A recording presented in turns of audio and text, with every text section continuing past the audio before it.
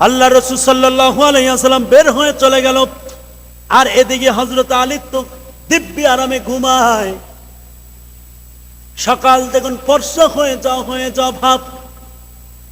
এইবার ডাক দে কয়, আবু জেহেল ডাক দে কয়, কি রে আজকে তো মুহাম্মদ আইলো না, কি হয়েছে বুঝতে পারলাম না।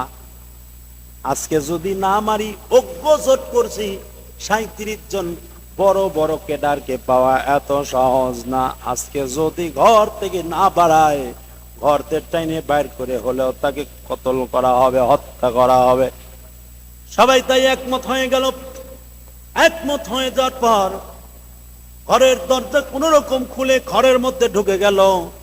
ঘরের মধ্যে ঢোকার পরে একজন আবার ওই চাদরের উপর দিয়ে একটা বর্ষা মারার যখন নিয়াত করেছেন, আবু জেহেল ডাক দেখে, খবরদার ঘুমের মানুষরে মারিস না, ঘুমের মানুষরে আঘাত করিস না রে, জাগাত। এবার যে মুহূর্তে জাগানো শুরু করছে, জাগানোর পরে এবার চাদর খুলে দেখে চাদরের মধ্যে মুহাম্মদ নাই, চাদরের মধ্যে ঘুমায় আছে আল্লাহর রাসূলের সাহাবী হযরত আলী। জোরে কোন সুবহানাল্লাহ।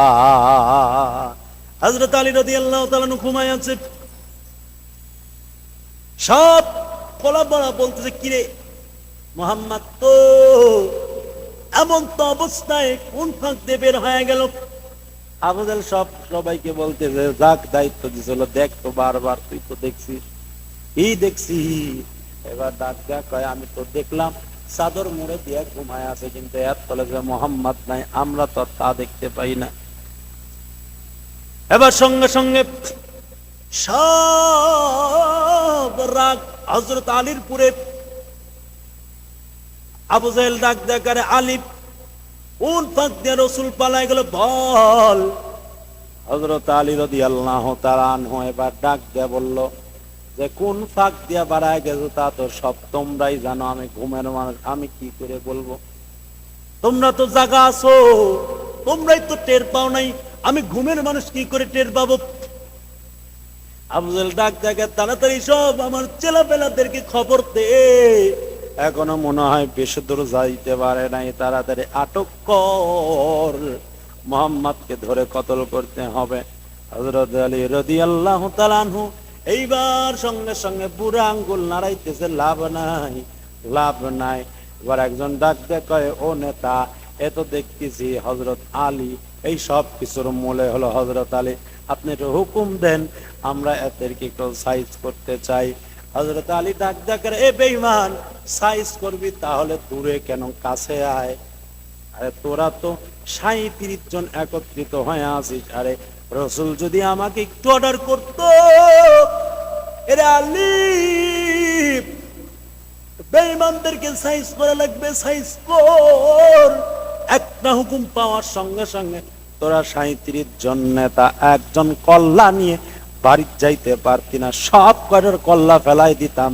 এখন তো নবী নাই, আমি আলী একাই আছি, সাহস থাকলে, বুকের পাটা থাকলে আমার কাছে আয়, সেখানেই প্রমাণ হয়ে যাবে।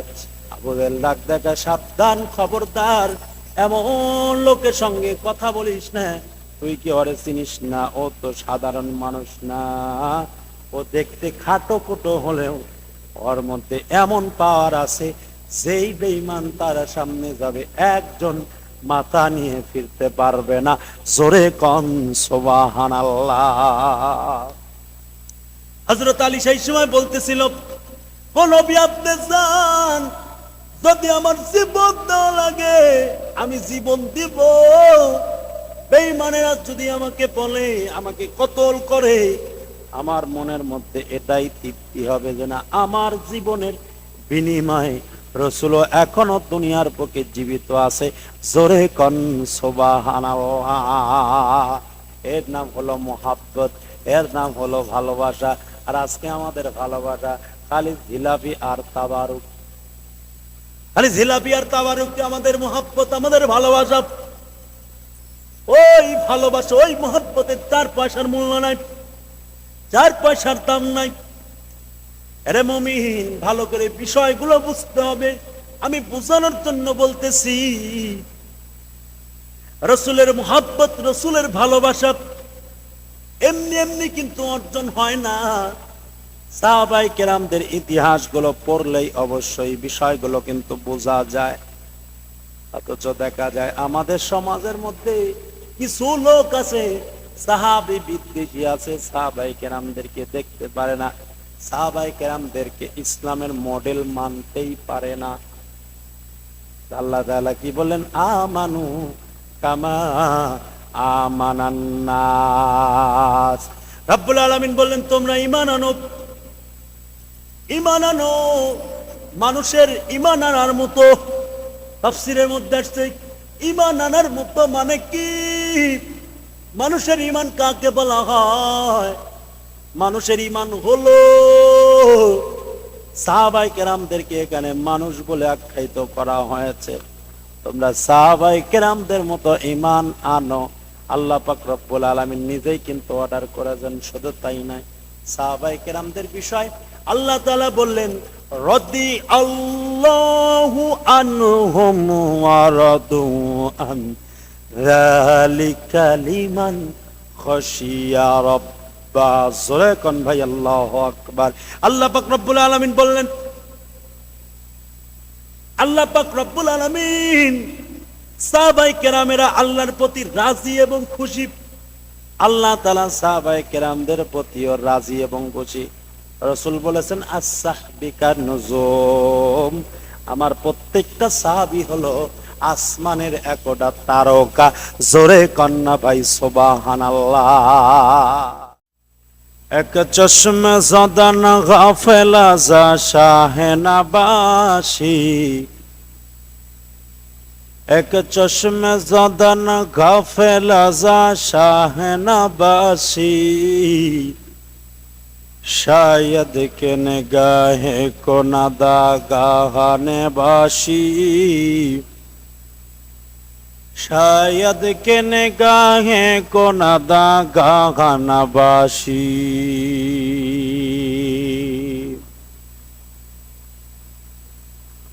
हर रम ने तो हर बू में तो हर जा में तो हर दर, हर रम ने तो हर भू में तो हर जा में तो हर दौर, देखता हूँ जे तर चाहता अर की रहम करम, देखता हूँ जे तर चाहता अर की रहम करम।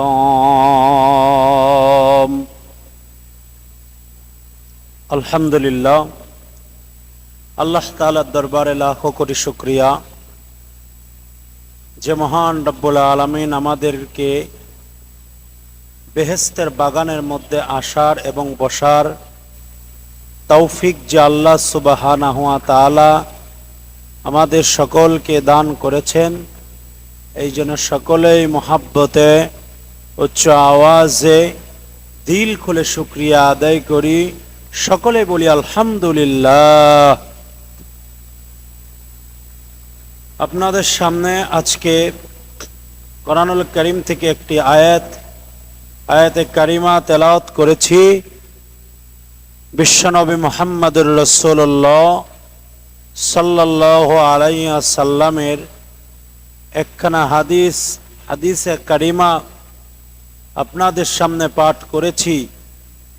আল্লাহ সুবহানাহু ওয়া তাআলা তৌফিক দান করলে আপনাদের সামনে এর ভিতরে ভিত্তি করে কিছু আলোচনা করব ইনশাআল্লাহ। আজকে আলোচনার বিষয়বস্তু হলো আল্লাহর রাসূল সাল্লাল্লাহু আলাইহি ওয়াসাল্লামকে সাহাবায়ে কেরামেরা কেমন মুহাব্বত করেছেন, কেমন ভালোবেসেছেন, আর আমরা কেমন রাসূলুল্লাহ সাল্লাল্লাহু আলাইহি ওয়াসাল্লামকে ভালোবাসতেছি বা বাসবো। সাহাবায়ে কেরামদের বিষয় থেকে আমাদের শিক্ষাগুলো নেওয়া দরকার। সাহাবায়ে কেরামেরা রাসূলুল্লাহ সাল্লাল্লাহু আলাইহি ওয়াসাল্লামকে যেমন মুহাব্বত করেছেন, যেই ভালোটা ভালোবেসেছেন, এমনি ভালোবাসা আমাদের সবার বাসতে হবে। যদি রাসূলুল্লাহ সাল্লাল্লাহু আলাইহি ওয়াসাল্লামের তরিকা অনুযায়ী আমরা সকলে চলতে পারি, সাহাবায়ে কেরামদের মতো ভালোবাসা রসুলকে যদি আমরা বাসতে পারি, অবশ্যই সাহাবায়ে কেরাম যেমন জান্নাতি হবে, আমরাও তেমন জান্নাতি হব। সুবহানাল্লাহ। কিন্তু সাহাবায়ে কেরামরা যেমন ভালোবেসেছেন, আমরা কিন্তু তেমন ভালোবাসতে পারতেছি না বা ভালোবাসতেছি না। এভাবেই যদি আমরা দিন কাটায়া যাই, এভাবেই যদি আমরা নিজের মতো করে দিন যাপন করে যাই, তাহলে হবে না। আমাদের একটা পার্টি আছে, সেই পার্টিটা হলো রাসূলুল্লাহ সাল্লাল্লাহু আলাইহি ওয়াসাল্লামের মিলাদে যেমন খুশি হয়, ঈদে মিলাদুন নবী পার্টি আছে। সারা বছর নামাজ নাই, রোজা নাই, পর্দা নাই, পুশিদা নাই, হালাল নাই, হালাল হারামের তবিয়জ নাই, কোনো কিচ্ছু নাই। রসুলের মোহাব্বত তো কিছুই নাই, অথচ 12ই রবিউল আউয়াল পালন করতেছে আমাদের দেশের কিছু মুসলমান সন্তান। কিন্তু আপনি যদি রাসূলুল্লাহ সাল্লাল্লাহু আলাইহি ওয়াসাল্লামের সুন্নাত যদি বাস্তবায়ন যদি না করেন, রাসূলুল্লাহ সাল্লাল্লাহু আলাইহি ওয়াসাল্লামের সিরাতের উপর যদি আমল যদি না করেন, সিরাত যদি অনুসরণ যদি না করেন, আপনার মিলাদুন নবী পালন করে লাভ কি? কোনো ফায়দা নাই। ফায়দাটা কি হবে? মিলাদুন নবী পালন করার পরে আপনারা শুধু পাবেন ওই গরম গরম জিলাপি আর তাবারুক, এছাড়া আর কিচ্ছু না। বিষয়টা ভালো করে বুঝবেন, বোঝানোর জন্য কথাগুলো বলতেছি। রাসূলুল্লাহ সাল্লাল্লাহু আলাইহি ওয়াসাল্লামকে মুহাব্বত আসলে কেমন ভাবে করতে হবে, কোন সাহাবী করেছেন, ঈদে মিলাদুন নবী পালন করেছে। আজকে তো আমাদের মুহাব্বত, রসুলের ভালোবাসা সেই রিকশা চালকের মতো হয়েছে, রিকশা চালক আর রিকশা চালকের বইয়ের মতো হয়েছে আমাদের ভালোবাসা। আমরা এমন ভালোবাসাই বাসলাম রসুলকে, যেই ভালোবাসার কথা বাস্তবতায় মুখে উচ্চারণ করা যায় না। আমরা শুধু মুখে মুখে বলি রসুলকে মহাব্বত করি, ভালোবাসি ভালোবাসি ভালোবাসি ভালোবাসি, কিন্তু রসুলের সুন্নাত নাই, টুপি পরা নাই, শরীরের মধ্যে আল্লাহ রসুলের সুন্নাহ মোতাবেক পোশাক পরা নাই। রাসূলুল্লাহ সাল্লাল্লাহু আলাইহি ওয়াসাল্লাম যেই যেই সুন্নাতের কথাগুলো বলেছে তার কোনো খবরই নাই। অথচ দেখা যায় আমরা আশেকে রসুল দাবি করতেছি, আশেকে রসুল দাবি করে আমরা সকলে ঈদে মিলাদুন নবী পালন করতেছি, 12ই রবিউল আউয়াল পালন করতেছি। ঈদ সবচাইতে বড় ঈদ, দুই ঈদের মধ্যে সবচাইতে বড় ঈদ পালন করতেছি। যদি বলা যায় ভাই আপনি তো বড় ঈদ পালন করতেছেন, আপনি কি ফজরের নামাজ পড়ছেন? বলবে না তো পড়ি নাই। তাহলে আপনি যেহেতু ফজরের নামাজ পড়েন নাই, আপনি এশারের নামাজ পড়েন নাই, আপনি সকালবেলা উঠে আপনি তাবারুক কিনতেছেন হাজার হাজার লক্ষ লক্ষ টাকা পয়সা খরচ করে, আপনার এই তাবারুক দান করে এই তাবারুক খেয়ে আপনার লাভটা কি হবে আমাকে বোঝান। বোঝ আসে না এখনো, মুসলমানের এখনো সঠিক বোঝ আসে না। মুহাব্বত তো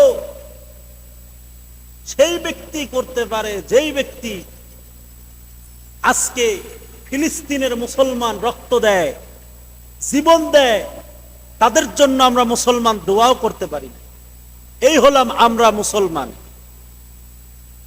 ফিলিস্তিনের মুসলমানেরা কান্নাকাটি করতেছে, তাদের ঠিক মতো বাড়ি নাই, ঘর নাই।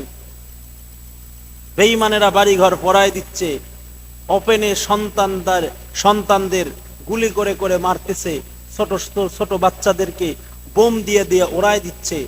কিন্তু আজকে আমরা দুঃখ প্রকাশের দিয়ে কোনো কিছুই নাই, অথচ দেখা যাচ্ছে ঈদে মিলাদুন নবী পালন করার জন্য আমরা সকলেই একমত। তা কেন হবে ভাই? এটা তো আসলে ইসলাম না। ইসলাম কি এটা? ইসলাম তো এটা বলে না। ইসলাম বলে যে যেই ব্যক্তি ইসলামের জন্য জীবন দিচ্ছে, রক্ত দিচ্ছে, তার পাশে গিয়ে দাঁড়াও। তার পাশে দাঁড়ানোর কোনো খবর নাই। এ বাঙালি মুসলমান তো, যে কথা বলতেছিলাম, নতুন নতুন একটা রিক্সাওয়ালা বিয়ে করছে, ক্লাস 2 পাস একটা মেয়ে, 5 পাস 2 পাস এরম হবে। আজকের থেকে তো 50 বছর আগে তো এরকম আর এত ইংলিশের ব্যবস্থা ছিল না। এখন তো 1 পাসের সালপালেরা ইংলিশ কয়, কারণ ইংলিশ কার্টুন দেখে, ইংলিশ সিনেমা দেখে, ইংলিশ কথা বলতে পারে।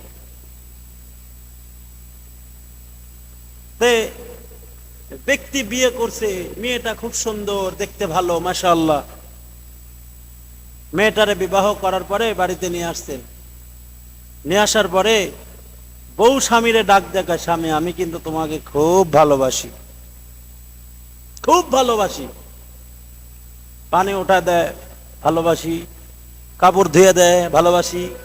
খাবার উঠায় দেয়, ভালোবাসি। সব ক্ষেত্রে ভালোবাসি। রিকশা নিয়ে বের হয়ে যায়, স্বামী সারাদিন তো তোমার সাথে আর দেখা সাক্ষাৎ হবে না, আমি কিন্তু তোমারে খুব ভালোবাসি। চিন্তা করতেছে, এইরকম কপাইলে বউ আর কয়জনের হয়? ও আনন্দের ঠেলাতে রিক্সা চালাচ্ছে, সেই জোরে জোরে রিক্সা চালাতে চালাতে হোন্ডার সাথে মারি দিছে। রিক্সা একদিকে, ও আর একদিকে, ওর পা কেটে দর দর করে রক্ত বের হয়। ও লাফ দেয়, উঠে দৌড় দিয়ে কোন রকম গামছা দিয়ে পেঁচ দিয়ে বাড়িতে আসার পরে ডাক দেয়, কয় বিবি আমার তো কাম শেষ। কয় কি হয়েছে? কয় রিক্সার সঙ্গে হোন্ডার ধাক্কা খেয়েছে, আমার তো পা কেটে রক্ত বের হচ্ছে, তাড়াতাড়ি স্যাভলন নিয়ে এসো, ডিটল নিয়ে এসো, প্রাথমিক চিকিৎসা দাও, তারপরে ডাক্তারের কাছে যাব। এখন বউ ওই সমস্ত জিনিসগুলো না এনে কি কয় জানেন? কয় স্বামী রক্ত এমনি বন্ধ হয়ে যাবে, আমি কিন্তু আপনার সারাদিন যেই কথা বলতে পারিনি, এই কথা বলার খুব ইচ্ছা জাগছে। কয় কি? কয় আমি কিন্তু আপনারে খুব ভালোবাসি। মেজাজ ঠিক থাকবে? মেজাজ ঠিক থাকবে না।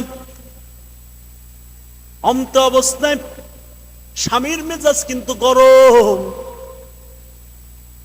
স্বামী একটা হাতের মুষ্টি পাকায় যত দূর উপরে ওঠে, আর যত গায়ে শক্তি আছে সব শক্তি দিয়ে একটা সর লাগায় দিল স্ত্রীর গালে। স্ত্রীর গালে চটটা লাগায় দেওয়া হলো। চটটা লাগায় দেওয়ার পর বিবি ডাক দেখে, স্বামী আমারে মারলেন কেন? কয় বিবি তোমারে মারার কারণ হলো, যদি তুমি আমারে রক্তটা বন্ধ করে দিতে তাহলেই বুঝতে পারতাম হ্যাঁ তুমি আমারে ভালোবাসো। আর তুমি রক্ত বন্ধ না করে তুমি আমারে বলতেছো আমি আপনারে অনেক ভালোবাসি, এইটা তো ভালোবাসা না। এই মুখের ফ্যানফেনি বাদ দাও, তাড়াতাড়ি স্যাভলন ডিটল নিয়ে এসে আমার রক্ত বন্ধ করার ব্যবস্থা করো, তাহলে বোঝা যায় তুমি আমাকে অনেক ভালোবাসো। আজকে সমাজের মধ্যে মুসলমানেরা রক্ত দেয়, মুসলমানেরা জীবন দেয়, বেঈমানদের নির্যাতনে শিকার হয়। হাজার হাজার ওলামায়ে কেরাম জেলখানার মধ্যে ছিল। বসে বসে ঈদে মিলাদুন নবীতে আমরা উপলক্ষ করে মুরগির রান টানি। আপনি 100% প্রকৃত মুসলমান না। বিবিকে যেমন বলল যে শুনো, তুমি যদি রক্ত যদি বন্ধ করতে পারো তাহলেই বুঝবো তুমি আমাকে মুহাব্বত করো। ওই সমস্ত আশেকে রসুলদেরকে বলা হয় যারা আশেক আশেক আশেক আশেক দাবি করতেছে তাদেরকে বলা হয়, যদি তুমি অরিজিনালি রসুলের সৈনিক যদি হও, রসুলকে যদি অরিজিনালি যদি তুমি ভালোবাসতে যদি চাও, তাহলে তোমার দায়িত্ব, তোমার কাজ, তোমার কর্তব্য এই ঈদে মিলাদুন নবী বাদ দিয়ে, তোমাকে এই ঈদে মিলাদুন নবী পালন করা বাদ দিয়ে যারা ইসলামের জন্য জীবন দেয়, কোরআনের জন্য জীবন দেয়, ইসলামের জন্য রক্ত দেয়, ইসলামের জন্য ঘাম দেয়, ইসলামের জন্য সময় দেয়, টাকা পয়সা খরচ করে, তাদের পিছনে তুমি সময় দাও। বলা হয় সময় দিলেই বোঝা যাবে তুমি আশেকে রসুল। আর যদি তুমি কও যে না আমরা এগুলা করতে রাজি না, তাহলে বোঝা গেল তুমি আশেকে রসুল না, তুমি আশেকে ইবলিস। মুসলমান ভাইরা আমার, আল্লাহ পাক রব্বুল আলামিন বললেন, কুল ইন কুনতুম তুহিব্বুনাল্লাহ ফাত্তাবিউনি ইউহিব্বুকুমুল্লাহ ওয়া ইয়াগফির লাকুম যুনুবাকুম ওয়াল্লাহু গফুরুর রহিম।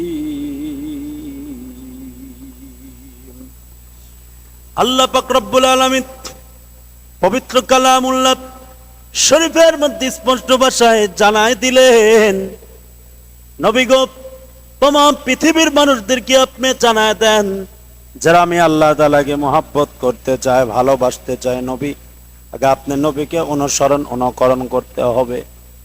আর যে ব্যক্তি আপনি নবীকে অনুসরণ করবে, আমি আল্লাহ তাআলা তাকে মহব্বত করব, শুধুই তাকে মহব্বত করব না, আমি আল্লাহ তাআলা তার জিন্দেগীর সমস্ত গুনাহগুলো মাফ করে দিব। আল্লাহু গফুরুর রহিম। আসমানের নিচে জমিনের উপরে আমি আল্লাহ তাআলার চাইতে ক্ষমাকারী কোনো ব্যক্তি নাই। জোরে কন্যা ভাই সুবহানাল্লাহ। আল্লাহ তাআলার চাইতে ক্ষমাকারী ব্যক্তি আর কেউ হতে পারে না, কোন মানুষ হতে পারে না, কোন পীর হতে পারে না, কোন বুজুর্গ হতে পারে না, কোন মা হতে পারে না, কোন বাপ হতে পারে না। আল্লাহ আল্লাহই এক ব্যক্তি, সেই ব্যক্তি যিনি সবচাইতে ক্ষমা করতে পছন্দ করে, যার চাইতে ক্ষমা করতে আর পৃথিবীর অন্য কেউ পছন্দ করে না। তিনি হলেন শ্রেষ্ঠ ক্ষমাশীল। মুসলমান ভাইরা আমার, এই জন্য বিষয়গুলো বুঝতে হবে। রসুলকে মুহাব্বত বলতেছিলাম, রসুলের মুহাব্বতটা কি? রসুলের মুহাব্বত শুধুমাত্র ইয়া নবী সালামু আলাইকা পড়া না, নামাজ নেই, রোজা নেই, দাড়ি নেই, কিচ্ছু নেই। কি সুন্দর গান গায়, আরব সাগর পাড়ি দেব, সঙ্গে নাই মোর তরি, পাখি নয় যে উড়ে যাব, ডানাতে ভর করি। আরব সাগর পাড়ি দেব, সঙ্গে নাই মোর তরি, পাখি নয় যে উড়ে যাব, ডানাতে ভর করি। আমার আশায় আছে সম্বল নাই, আমার আশায় আছে সম্বল নাই, করি কি উপায়।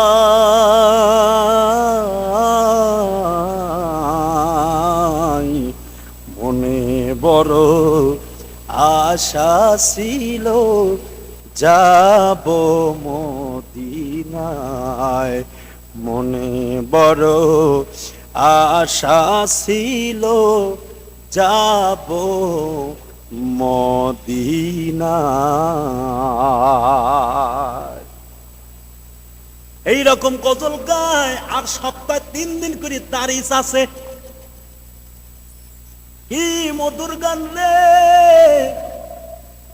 নবীকে দেখতে যাবে, নবীর মুহাব্বত, কিন্তু নবীর মুহাব্বতটা কই? মুখ দেখলেই বোঝা যায় নাই, চেহারার মধ্যে নাই, এমন গান গায় কি হবে? এই রকম গান যদি আপনি প্রতিদিন না প্রতি ঘন্টায় ঘন্টায় যদি আপনি 100 বার করে এই রকম গান গান, আপনার হায়াত কাইটা যাবে, কিন্তু রসুলের দাড়িটা যদি আপনি না রাখতে পারেন, বলা হয় তওবা না করলে আপনার ঠিকানা হয়ে যাবে জাহান্নাম। আপনার ঠিকানা কিন্তু জাহান্নাম। আপনি বুঝতেই পারবেন না যে কি অবস্থা হইতেছে। আপনি বলবেন যে আল্লাহ, আমি তো নবী নবী করছি, আজকে তুমি কেন আমাকে জাহান্নামে দাও? আল্লাহ কইব, তোর নবী নবী যে করছস, কিন্তু তোর নবীর তো পাওয়ার ছিল না, নবীর কাজ করিসনি, খালি নবী নবী জপছস, জিকির করছিস, খালি জিকির কইরাই গেছিস। নবী যেই বিধানগুলো নিয়ে গেছে, যেই কাজগুলো করতে বলেছে, একটাও করিস নাই। তুই নবীর আশিক নামের বাটপার, যা তুই জাহান্নামে যা। সেই সময় হায় কপাল, হায় কপাল, হায় আফসোস করতে করতে জাহান্নামে যাওয়া। চিন্তা করে দেখেন কোন জায়গায় আমরা বসবাস করতেছি। মুসলমান ভাইরা আমার, কাম টু মাই পয়েন্ট। আমি কিন্তু বলি নাই মজার কথা। রাসূলুল্লাহ সাল্লাল্লাহু আলাইহি ওয়াসাল্লামের মহব্বত কেমন করে মহব্বত করতেন সাহাবায়ে কেরাম। আসেন দুইটা পয়েন্টের কথা বলে আমি কথাটা শেষ করে দিই। রসুলের মহব্বতটা কেমন ছিল, সাহাবায়ে কেরামেরা কেমন করে মহব্বত করছে। কোন সাহাবী ঈদে মিলাদুন নবী পালন করেছে? আমার তো নজরে পড়ে না। যারা করতেছে তারা কোন দলিলে করতেছে আল্লাহই জানে। ভাইরা আমার, বন্ধুরা আমার, বিশ্বনবী সাল্লাল্লাহু আলাইহি ওয়াসাল্লামের একটা সাহাবী ছিলেন, নাম হলেন হযরত আবু বকর সিদ্দিক রাদিয়াল্লাহু তাআলা আনহু। তিনি কেমন সাহাবী? শুধু সাহাবী ছিলেন না, তিনি ছিলেন খলিফা। রাসূলুল্লাহ সাল্লাল্লাহু আলাইহি ওয়াসাল্লামের মেরাজকে যিনি সর্বপ্রথম সত্য বলে সাক্ষ্য দিয়েছেন, আবু জেহেল, উতবা, সাইবা বড় বড় কেডার নেতাদের কাছে যখন সবকিছু প্রচার করে দিল, ডাক দেখায়, মুহাম্মদ এতক্ষণ জানি তুমি ভালোই ছিলে, এখন দেখি আরো বড় পাগল হয়ে গেছো। সব বড় বড় নেতা গিয়ে হযরত আবু বকর সিদ্দিক রাদিয়াল্লাহু তাআলা আনহুর দরবারে ঘটনাটা যখন বলল, বলার সঙ্গে সঙ্গে আবু বকর ডাক দেয়া বললেন, ও আবু জেহেল, শোনো, আমার নবী কি এই কথা সত্যি বলেছেন? মেরাজের ঘটনাগুলো? হ্যাঁ হ্যাঁ সত্যি বলেছেন। আবু বকর ডাক দেয়া বললেন, যদি নবী যদি এই কথা যদি বলে থাকে, তাহলে শুনে নাও, আমি আবু বকর বিশ্বাস করি অবশ্যই রসুলের মেরাজ সত্য হয়েছে। জোরে কন্যা ভাই সুবহানাল্লাহ। সেই আবু বকর সিদ্দিক রাসূলুল্লাহ সাল্লাল্লাহু আলাইহি ওয়াসাল্লামের কাছে যেই মুহূর্তে আসলো, আসার পরে বললেন যে ইয়া রাসূলুল্লাহ, বেঈমানেরা তো এমন এমন কথা বলে। হ্যাঁ অবশ্যই অবশ্যই কথা সত্য। আবু বকর ডাক দেখে, ইয়া রাসূলুল্লাহ, আমি অবশ্যই বিশ্বাস করেছি, আপনি যেটা বলেছেন আপনি সত্য বলেছেন। আল্লাহ রাসূল বললেন, ও আবু বকর, তুমি শুধু আবু বকর না, তুমি আজ থেকে হয়ে গেলে সিদ্দিক। সিদ্দিক মানে সত্যবাদী। জোরে কন্যা ভাই সুবহানাল্লাহ। মুসলমান ভাইরা আমার, ওই আবু বকর সিদ্দিক রাসূলের একজন বন্ধু ছিলেন। কয় কেমন বন্ধু? আল্লাহ রাসূল সাহাবায়ে কিরামদের কাছে আলান জানায় দিলেন, এই সাহাবীরা শুনো, আল্লাহ বলেন সবচেয়ে আমার প্রিয় বন্ধু।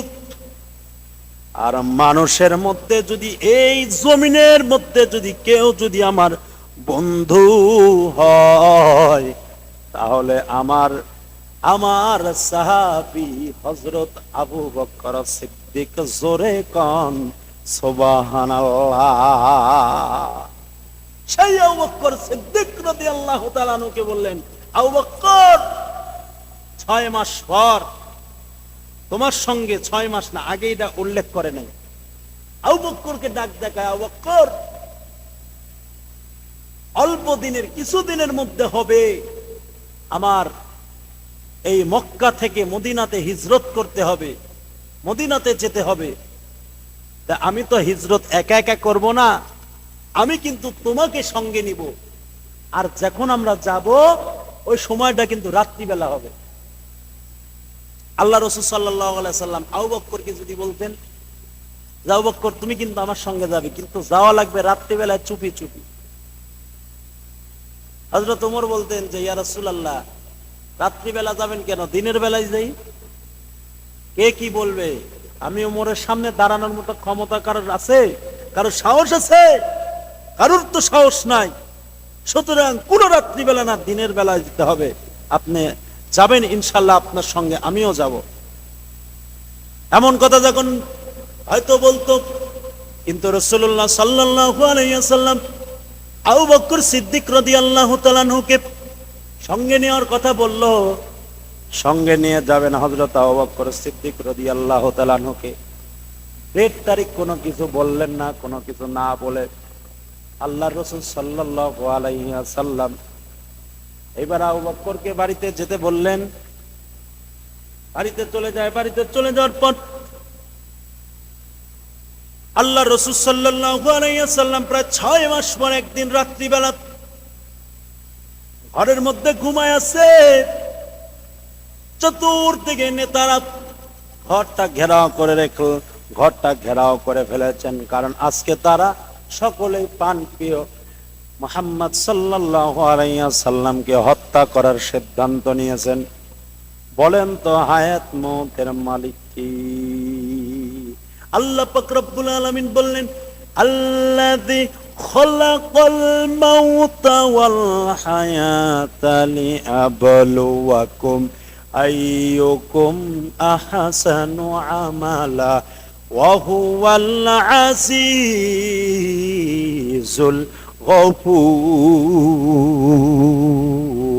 গফুর। আল্লাহ পাক রব্বুল আলামিন বলেন, হায়াতকে আমি আল্লাহ সৃষ্টি করেছি, মওতকে আমি আল্লাহ তাআলা সৃষ্টি করেছি।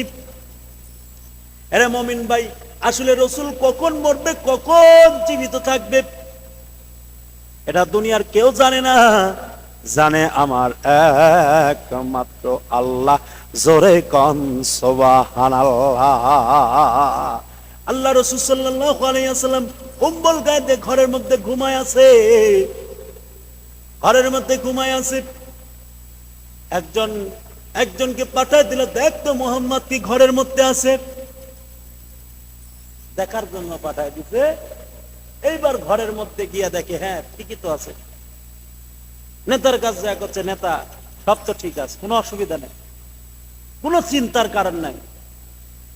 আজকে মুহাম্মদ আমাদের হাত থেকে বাঁচতে পারবে না, মুহাম্মদকে আজকে কতল করাই হবে। আল্লাহ কয়, তোরা যতই চেষ্টা কর, তোদের চেষ্টা সব বিফলে চলে যাবে। আমি তোদের মধ্যে দিয়েই আমার হাবিবকে বের করে নিয়ে যাব। জোরে কান সুবহানাল্লাহ। মুসলমান ভাইরা আমার, আল্লাহ পাক রব্বুল আলামিন জিবরিলকে পাঠিয়ে দিলেন, এই জিবরিল যাও, আমার হাবিবকে পয়গাম দাও, সালাম পাঠাও, সালাম জানায় দাও। হযরত জিবরাইল আলাইহিস সালাম চলে আসলেন। আসার পরে ডাক দেখে, ইয়া রাসূলুল্লাহ, আমার সালাম গ্রহণ করুন, এবং আমি আপনার কাছে যে পয়গামটা নিয়ে আসছি, এখন তাড়াতাড়ি বিছনায় থেকে উঠুন। আল্লাহ রাসূল ডাক দেখে, বিছনা থেকে উঠে কি করব রে জিবরিল? কয় গো নবী, আর বিছানায় ঘুমানো যাবে কেন? হযরত জিবরাইল আলাইহিস সালাম ডাক দিয়া বললেন, ইয়া রাসূলুল্লাহ, আপনাকে আজকে এই রাত্রি বেলায় মক্কা ছেড়ে মদিনাতে রওনা হতে হবে। জিবরাইল ডাক দেখা, হঠাৎ করে কোনো প্ল্যান নাই, প্রোগ্রাম নাই। কোনো প্ল্যানের দরকার নাই, কোনো প্রোগ্রামের দরকার নাই, যেতে হবে। কিন্তু আমি আপনার ঘরের চতুর্দিকে দেখলাম 37 জন বড় বড় টর্চ লাইটের মতো চক্ষু জ্বালায় আছে বড় বড় নেতাগুলো আপনাকে কতল করার জন্য, হত্যা করার জন্য আপনি এর মধ্যে দিয়ে আপনি বের হয়ে চলে যান। যখন যাবেন এক মুষ্টি বালু নিয়ে ওদের চোখ দিকে উপর দিকে দম করে আপনি সাহাতু বুঝিও বলে বালুটা দম করে ছেড়ে দিবেন। সব ব্যক্তির চোখে দেওয়ার দায়িত্ব আল্লাহ তাআলা নিয়েছেন। আপনি যান, তাড়াতাড়ি চলে যান। আল্লাহ রাসূল সাল্লাল্লাহু আলাইহি ওয়াসাল্লাম জাগা পেলেন, বিছনা থেকে উঠলেন। ওঠার পরে হযরত আলী রাদিয়াল্লাহু তাআলা আনহু ঘুমায় আছেন। হযরত আলীকে ডাক করে, আলী উঠো। আলী ঘুম থেকে উঠলেন, উঠার পরে চোখের উপর ডালা দেয় না, চোখ এরকম করে ডলা দিচ্ছে, ডলা দিয়ে ডাক দেখে, ইয়া রাসূলুল্লাহ কি হয়েছে? যে আমার বিছানায় ঘুমাও। হযরত আলী ডাক দেখায়, নবী গো, আমি যদি আপনার বিছানায় যদি ঘুমাই তাহলে আপনি কোথায় ঘুমাবেন? আল্লাহ রাসূল ডাক দেখায়, রে আলী, আর ঘুমানোর সময় নাই, আর ঘুমাইতে পারবো না, তুমি আমার বিছানা ঘুমাও। আর ওই যে আমার আজকেই মক্কা থেকে মদিনাতে হিজরত করতে হবে, মদিনাতে যেতে হবে, আল্লাহর অর্ডার এসেছে। আর কারণ আমাকে সব কাফের মুশরিকেরা আমার বাড়িটা ঘেরাও করে রেখেছেন, আমাকে হত্যা করে ফেলবে, সুতরাং আজকে আমাকে যেতে হবে, কোনো প্ল্যান প্রোগ্রাম নাই, সুতরাং তুমি আমার বিছানার মধ্যে ঘুমাও। হযরত আলী ডাক দেখায় যায়, ইয়া রাসূলুল্লাহ, বুঝলাম না এতদিন আল্লাহ পাক অর্ডার করলো না, আজকে বেঈমানের আপনাকে আটক করবে, এর মধ্যে আপনাকে যাওয়া লাগবে, চূড়ান্ত একটা বিষয়। আল্লাহ রাসূল ডাক দেখে, আলী, এটা আল্লাহ তাআলার সিদ্ধান্ত, তোমার আমার কথা বলে 4 পয়সা লাভ হবে না, সুতরাং তুমি আমার বিছানায় আমার চাদর গায়ে দিয়ে তুমি ঘুমাও, আমি চলে যাই। এইবার রাসূলুল্লাহ সাল্লাল্লাহু আলাইহি ওয়াসাল্লাম আলীকে বিছানার মধ্যে ঘুমায়া দিয়ে এইবার হযরতে রাসূলুল্লাহ সাল্লাল্লাহু আলাইহি ওয়াসাল্লাম ধীরে ধীরে দরজাটা খুললেন। দরজাটা খোলার পরে দেখে, হ্যাঁ, 37টা বেঈমান চতুর্দিকে ঘেরাও করে রেখেছেন। আল্লাহ রাসূল সাল্লাল্লাহু আলাইহি ওয়াসাল্লাম এক মুষ্টি বালু হাতে নিলেন, বালুটা হাতে নেওয়ার পরে শাহাতু বুজু বলে বালুটা দম করে ছেড়ে দেওয়া হলো। আল্লাহ তাআলা বাতাস দিয়ে সব বেঈমানদের চোখের মধ্যে বালুগুলো চলে গেল। হাতের লাঠি সোটা সব কিছু ফেলে দিয়ে নিজের চোখগুলো এইরকম করে ডোলাডলি করতেছেন। হাদিস শরীফের মধ্যে এসেছেন, এইবার বিশ্বনবী সাল্লাল্লাহু আলাইহি ওয়াসাল্লাম তাদের ফাঁক দিয়ে বের হয়ে গেল। বেঈমানেরা কোনো চিন্তা করতে পারলো না, টেরও করতে পারলো না। আল্লাহ রাসূল সাল্লাল্লাহু আলাইহি ওয়াসাল্লাম বের হয়ে চলে গেল। রাত্রিবেলা যেই মুহূর্তে হযরতে আবু বকর সিদ্দিক রাদিয়াল্লাহু তাআলা আনহুর বাড়িতে চলে যাবেন, আসেন ওই জায়গায় একটু আটকায় রাখি, এই দিককার অবস্থাটা আগে শেষ করি, ফিনিশিং এই দিক থেকে ওই দিকে যাই, অবশ্যই আপনাদের বয়ানটা বুঝতে সুবিধা হবে। আল্লাহ রাসূল সাল্লাল্লাহু আলাইহি ওয়াসাল্লাম বের হয়ে চলে গেল। আর এদিকে হযরত আলী তো দিব্যি আরামে ঘুমায়। সকাল দেখুন ফর্সা হয়ে যাও ভাব। এইবার ডাক দে কয়, আবু জেহেল ডাক দে কয়, কি রে, আজকে তো মুহাম্মদ আইলো না, কি হয়েছে বুঝতে পারলাম না। আজকে যদি না মারি, অজ্ঞজট করছি, 37 জন বড় বড় কেডারকে পাওয়া এত সহজ না। আজকে যদি ঘর থেকে না বাড়ায়, ঘর থেকে টাইনে বাইর করে হলেও তাকে কতল করা হবে, হত্যা করা হবে। সবাই তাই একমত হয়ে গেল। একমত হয়ে যাওয়ার পর ঘরের দরজা কোন রকম খুলে ঘরের মধ্যে ঢুকে গেল। ঘরের মধ্যে ঢোকার পরে একজন আবার ওই চাদরের উপর দিয়ে একটা বর্ষা মারার যখন নিয়াত করেছেন, আবু জেহেল ডাক দেখে, খবরদার ঘুমের মানুষরে মারিস না, ঘুমের মানুষরে আঘাত করিস না, জাগাত। এবার যে মুহূর্তে জাগানো শুরু করছে, জাগানোর পরে এবার চাদর খুলে দেখে চাদরের মধ্যে মুহাম্মদ নাই, চাদরের মধ্যে ঘুমায় আছে আল্লাহর রাসূলের সাহাবী হযরতে আলী। জোরে কোন সুবহানাল্লাহ। হযরত আলী রাদিয়াল্লাহু তাআলা ঘুমায় আছে। সব বলা বলতেছে, কিরে মুহাম্মদ তো এমন তো অবস্থায় কোন ফাঁক দিয়ে বের হয়ে গেল?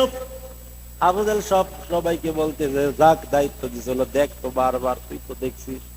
কি দেখছি?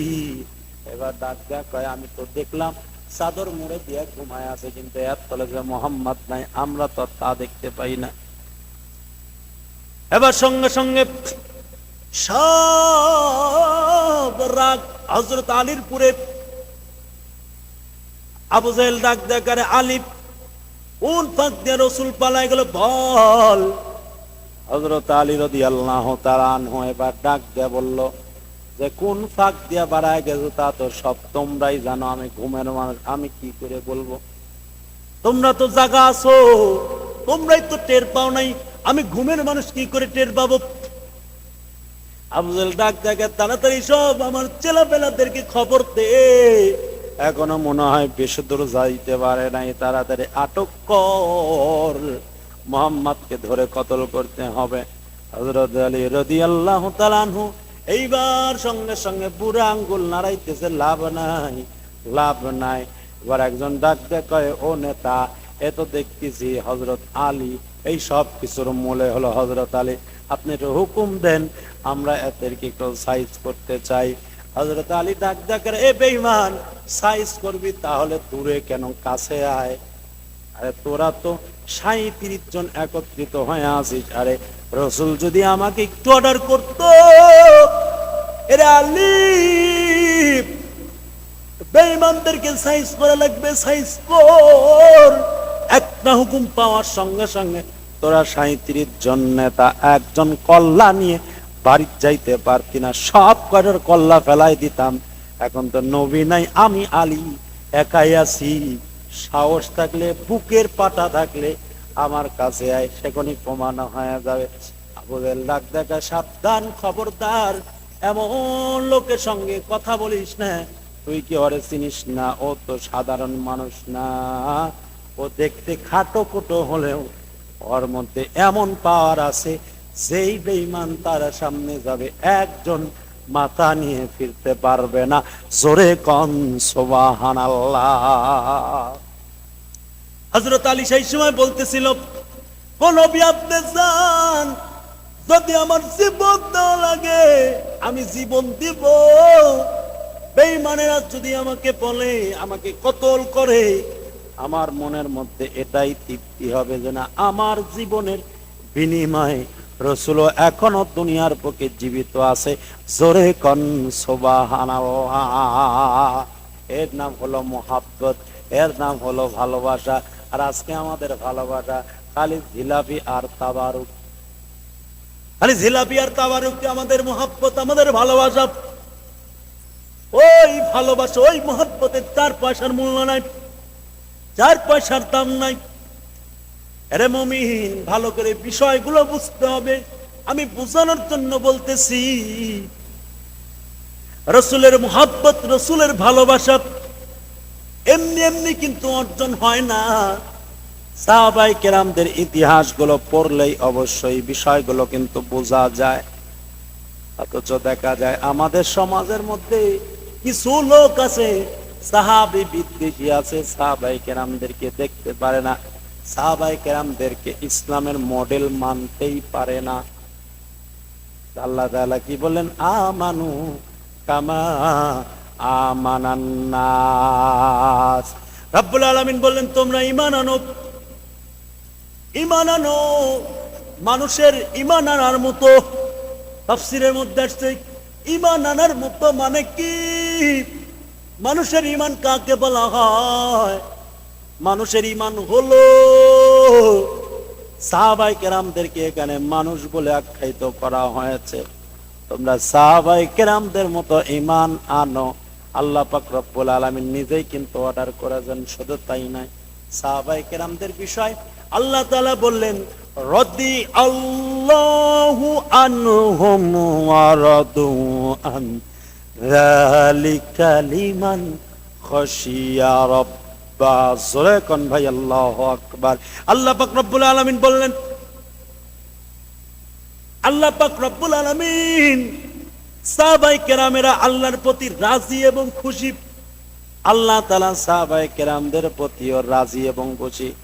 রাসূল বলেছেন, আস-সাহবিকা নুজুম, আমার প্রত্যেকটা সাহাবী হলো আসমানের একটা তারকা। জোরে কন্যা ভাই সুবহানাল্লাহ। ওই সাহাবীদের বিষয় রাসূলুল্লাহ সাল্লাল্লাহু আলাইহি ওয়াসাল্লাম কত কথাই বলছেন। সাহাবীদের মোহাব্বত কেমন, আসেন এই কথাটা বলতেছিলাম। আল্লাহ রাসূল সাল্লাল্লাহু আলাইহি ওয়াসাল্লাম চলে গেলেন। চলে যাওয়ার পর আবু বকরের দরবারে একটা ছোট্ট করে ডাক দিলেন, আবু বকর তুমি কি বাড়িতে আছো? আবু বকর বলেন, লাব্বাইক ইয়া রাসূলুল্লাহ, হ্যাঁ রাসূল আমি আছি, অবশ্যই আমি আছি। আল্লাহ রাসূল সাল্লাল্লাহু আলাইহি ওয়াসাল্লাম আবু বকরের যেই মুহূর্তে সাড়া পাইল, সাড়া পাওয়ার সঙ্গে সঙ্গে রাসূলুল্লাহ সাল্লাল্লাহু আলাইহি ওয়াসাল্লাম নিজেই অবাক হয়ে গেল, চমকে উঠল। রাসূলুল্লাহ সাল্লাল্লাহু আলাইহি ওয়াসাল্লাম এইবার আবু বকর সিদ্দিক রাদিয়াল্লাহু তাআলা কে ডাক দেখায়, ও আবু বকর তুমি কেন একটু কি ঘুমাও নাই? একটা ডাক দেওয়ার সঙ্গে সঙ্গে তুমি লাব্বাইক বললে। এরে আবু বকর তুমি কি ঘুমাও নাই? হযরত আবু বকর সিদ্দিক রাদিয়াল্লাহু তাআলা ডাক দেখে, নবী আপনি তো বলেছেন আমাকে নিয়ে আপনি মদিনাতে যাবেন, হিজরত করবেন, তাহলে আমি যদি ঘুমাই, আবার ওয়ার্নিং দিয়েছেন রাত্রিবেলা। কোন রাত্রিবেলা আপনি তাও গ্যারান্টি দেন নাই, যে কোন এক রাত্রে। ওই যে 6 মাস আগে আপনি আমাকে বলছেন, ওই 6 মাস ধরে আজও পর্যন্ত আমি এক ফোঁটাও বিছানায় রাত্রিবেলা মাথা লাগাই নাই গো নবী। ও গো নবী আপনার ডাক দেওয়ার সঙ্গে সঙ্গে আমি চলে আসলাম। আল্লাহ রাসূল ডাক দেখায়, তাহলে চলো যাই। যেই মুহূর্তে বললেন, বলার সঙ্গে সঙ্গে হযরত আবু বকর যাওয়ার জন্য রেডি হয়ে গেলেন। আল্লাহ রাসূল ডাক দেখায়, আবু বকর তুমি যে যাচ্ছ, তুমি কি একটা বার বাড়ির থেকে ইজাজত নিবে না, বিদায় নিবে না? হযরত আবু বকর ডাক দেখায়, নবী কিসের বিদায় নেওয়ার দরকার? কোনো বিদায় নাই, কোনো বিদায় নেওয়ার প্রয়োজন নাই। কারণ গো নবী ভালো করে বুঝবেন মহব্বত কাক কয়, ভালোবাসা কাক কয়। হযরত আবু বকর ডাক দেখায়, নবী যেই দিন থেকে ইসলামের কালেমা পড়েছি, যেই দিন থেকে ইসলামের ঝান্ডা গলায় নিয়েছি, এই বুকের মধ্যে আল্লাহ রাসূল ছাড়া আর কারোর জায়গা নাই। জোরে কন্যা ভাই সুবহানাল্লাহ। আবু বকর বলেন, চলো যাই। যাওয়ার পরে এবার হযরত আবু বকর সিদ্দিক রাদিয়াল্লাহু তাআলা কে নিয়ে উল্টা দিকে যাইতেছেন। আবু বকর ডাক দেখায়, নবী এইদিকে যাবেন, এদিকে না গিয়ে এইদিকে কেন যান? রাসূল বললেন, এইদিকেই তো যেতে হবে, কারণ ওই যে দেখতেছো গাড়ে চড়ে ওই গুহার মধ্যে গিয়ে আত্মগোপন করতে হবে। সকাল কেটে আবার যখন রাত হবে আবার বের হওয়া দরকার, বের হতে হবে। আবু বকর ডাক দেখায়, ইয়া রাসূলুল্লাহ আপনি কেন ওই গাড়ে চড়ের মধ্যে আত্মগোপন করতে চান? আপনি কি বেঈমানদের ভয় করতেছেন? রাসূল বললেন, আবু বকর না না, তুমি ভালো করে মনে রাখবা, আমি রাসূল যা করি আল্লাহর হুকুম ছাড়া, আল্লাহর বিধান ছাড়া কোনো কাজ করি না। আল্লাহ তাআলা বলেন, মা ইয়ান্তিকু আনিল হাওয়া ইন হুয়া ইল্লা ওয়াহয়ুহা। আল্লাহ তাআলা রাসূলকে যেটা হুকুম করেন ওইটাই করেন, তার বাইরে কিছু করেন না, তার উপর দিয়ে কোনো কিছু করেন না। আল্লাহ হুকুম করছে ওই গাড়ে সুরের মধ্যে যাও, গাড়ে সুরের মধ্যে যাওয়ার কথা বললেন। এবার সঙ্গে সঙ্গে আবু বকর চলে যায়। আবু বকর চলে যাওয়ার পরে গুহার মধ্যে যখন ঢুকবে, এমন তো অবস্থায় আবু বকর সিদ্দিক রাদিয়াল্লাহু তাআলা নিজে ঘরের মধ্যে ঢুকলেন। ঘরের মধ্যে ঢোকার পরে চিন্তা করতেছেন যে কোন জায়গার মধ্যে না আমরা ঢুকতেছি, এই জায়গার মধ্যে কোনো মানুষজন আসতে পারে না, সাপ বিচ্ছু পোকামাকড় থাকতে পারে। গর্তটা সুন্দর করে পরিষ্কার পরিচ্ছন্ন করতেছে, কারণ আবু বকরের কথা, যদি সাপ বিচ্ছু যদি থাকে তাহলে আমাকে আক্রমণ করে, আমাকে দংশন করে আমার জীবনের উপর দিয়ে সবকিছু চলে যাবে, কিন্তু আমার জীবনের বিনিময় রাসূল যেন জীবিত থাকে এই নিয়ত তার সবকিছু পরিষ্কার করে আবু বকর সিদ্দিক রাদিয়াল্লাহু তাআলা নবীকে ডাক দেখা, ওগো নবী আসুন, ভিতরে আসুন, আর কোনো সমস্যা নাই, টেনশন নাই, আমি জায়গা রেডি করেছি, আপনি চলে আসেন। আল্লাহর রাসূল এবার আবু বকর সিদ্দিক রাদিয়াল্লাহু তাআলাকে বলেন, আরে আবু বকর, তোমার একটু উরুটা কি আমাকে দিবা? তোমার উরুর উপর আমি একটু ঘুমাইতে চাই।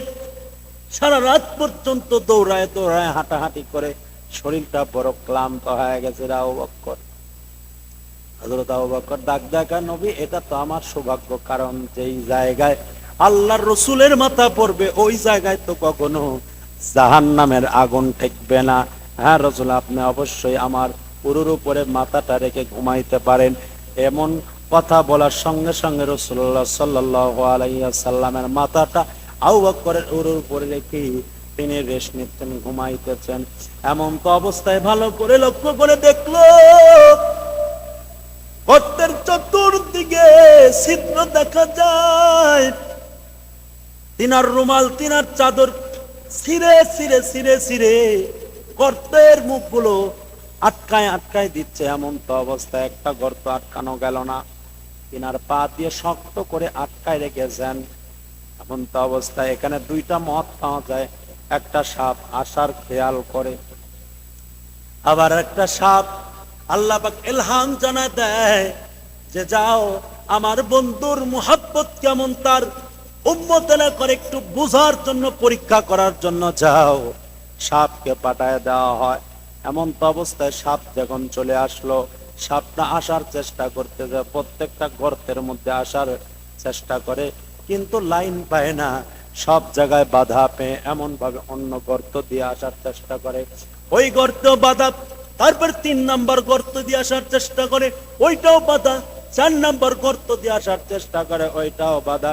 সব গর্ত যখন শেষ হয়ে গেল, শেষ হয়ে যাওয়ার পর এইবার সর্বশেষ যেই বড় গর্তটা আছে ওমিন দিয়ে বের হওয়ার চেষ্টা করতেছে। এমন তো অবস্থায় দেখতে পাই যে না, এটা তো বাধা, কিন্তু বাধা হলে এই জায়গায় কেমন যেন মানুষের গন্ধ। বারবার তার পায়ে পাটা নাড়াচাড়া দিতেছে, যেন পাটা সরায় নাই। আবু বকর সিদ্দিক রাদিয়াল্লাহু তাআলা পাটা আরো শক্ত করে এমন ভাবে আটকায় রেখেছেন তাদের সাপ আসতে না পারে। আবার যখন নাড়াচাড়া দেয় না, কাম হয় না, আল্লাহ পাক রব্বুল আলামিনের কাছে সাপ ডাক দেখে, আল্লাহ কি করব? আল্লাহ কয়, লে একটা কামড় লাগায় দে। বিষ নিয়ে এসে যখন একটা কামড় লাগা দেয়, কামড়টা লাগায় দেওয়ার পর বিষটা যেন তার কলিজার মধ্যে এসে লেগে যায়। কলিজার মধ্যে যে মুহূর্তে লেগে যায়, কলিজার মধ্যে লেগে যাওয়ার পর পাটা শোনায় না। আবু বকর ডাক দেখা, সাপরে তুই আমারে কামড় দিলি, তুই আমারে কামড় দিতে পারিস, আমার জীবন চলে যাবে, তারপরেও আমি পা সরাইব না। আবার যেই মুহূর্তে কামড়টা দেওয়া হলো, আল্লাহ পাক ডাক দেখা, আবার কামড় দে। আবার কামড়টা দিয়েছে, বিষটা কলিজা পর্যন্ত পৌঁছায় গেল। এবার ডাক দেখা, সাপকে তুই আবার কামড় দিলি। সাপ ডাক থেকে, আল্লাহ পা তো সরায় না। দেখেন মোহাব্বত কাক কয়, ভালোবাসা কাক কয়। আবার যেই মুহূর্তে আল্লাহ তাআলা ডাক দেখায়, আবার কামড় দে, আবার কামড় দে, আবার কামড় দে। কিতাবের লেখেন একটা না, দুইটা না, 5-5টা কামড় দিয়েছেন। কামড় দেওয়ার পরে হযরত আবু বকর সিদ্দিক রাদিয়াল্লাহু তাআলা গাটা যেন থরথর থরথর করে কাঁপতেছে। থরথর করে কাঁপতে কাঁপতে চক্ষু দিয়ে এক ফোঁটা পানি বের হয়ে হযরতে রাসূলুল্লাহ সাল্লাল্লাহু আলাইহি ওয়াসাল্লামের চেহারার মধ্যে যেই মুহূর্তে পড়লো, চেহারার মধ্যে পড়ার পরে নবী চট করে জায়গা পেয়ে গেল। চট করে জায়গা পাওয়ার পর দেখে চক্ষুগুলো রক্তের মতো লাল করে কান্নাকাটি করে। আল্লাহ রাসূল ডাক দেখা, বাবা এমন করে কেন কাঁদো? বাড়ির কথা কি মনে পড়ছে? কয় না। কয় তাহলে ছেলে সন্তানের কথা কি মনে পড়েছে? স্ত্রীর কথা? কয় না না। তাহলে এমন করে কেন কাঁদো?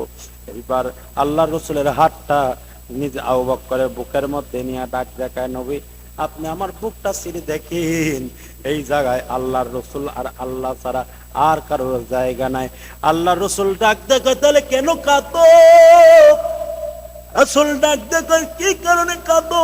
কয়, গর্তের মধ্যে পা দিয়েছি, কে যেন বারবার কামড়ায়। আল্লাহ রসুল পাটা হাসতে টান দিয়ে বিশাল একটা সাপ বার হয়ে গেল। সাপটা রাসূলুল্লাহ সাল্লাল্লাহু আলাইহি সাল্লামকে সালাম দেয়, সালামের উত্তর আসে না। আবার সালাম দেয়, আসসালামু আলাইকা ইয়া রাসূলুল্লাহ, সালামের উত্তর আসে না। তৃতীয়বার আবার সালাম দিল, সালামের উত্তর আসে না। চতুর্থবার যখন সালাম দিল, রাসূল ডাক দেখায়, সাপ রে, তুই আমার কলিজার মধ্যে আঘাত করেছিস, আর তুই সালাম দিবি, আর তোর সালামের উত্তর দেব না, না না, তোর সালামের উত্তর আমি দিতে পারবো না। সাপ ডাক দেখে, আল্লাহ আল্লাহ রসুল, আমার কি দোষ? আমার কি কোনো দোষ আছে? আল্লাহ পাক রব্বুল আলামিন কামড় দেওয়ার অর্ডার দিয়েছেন, যার কারণে আমি কামড় দিয়েছি গো নবী, এটা আমার দোষ নাই। আল্লাহ তাআলার এই কথা শোনার সঙ্গে সঙ্গে রাসূলুল্লাহ সাল্লাল্লাহু আলাইহি ওয়াসাল্লাম আল্লাহকে ডাক দেখে, আল্লাহ, তুমি তো বলছো আবু বকরকে সঙ্গে নিয়ে মদিনাতে যাওয়া, এখন কি আবু বকর পথেই মারা যাক? আল্লাহ তুমি কে এটা চাও? আল্লাহ ডাক দেখে, হাবিব, না না না, হায়াত মতের মালিক কিন্তু আপনি না, আমি। আবু বকর মরবে কেন? আজকে আবু বকরের জন্য দুইটা সুসংবাদ। আমি একটু পরীক্ষা করতেছি, আমার নবীকে আমি বেশি ভালোবাসি নাকি তার উম্মতেরাও তার নবীকে বেশি ভালোবাসে, এটা একটু পরীক্ষা করার জন্য এইটা। আজকে আবু বকরের জন্য দুইটা সুখবর।